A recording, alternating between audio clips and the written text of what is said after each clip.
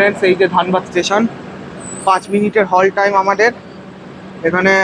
আর 1 minute পরই এখান থেকে ছেড়ে দেবে।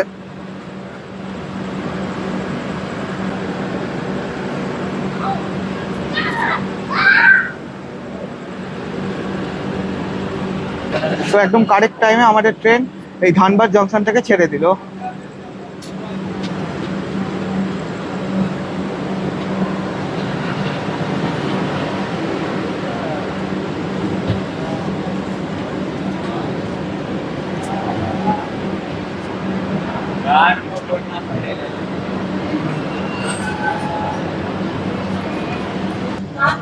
ফ্রেন্ডস, নির্ধারিত সময় থেকে প্রায় 1 থেকে 2 মিনিট মতো ডিলেতে আমাদের ট্রেন এখন এই যাত্রার থার্ড স্টপেজ অর্থাৎ পরশনাথ এসে পৌঁছেছে। এখানে 2 মিনিটের হল্ট আছে, এক্ষুনি ট্রেন ছেড়ে দেবে আবার।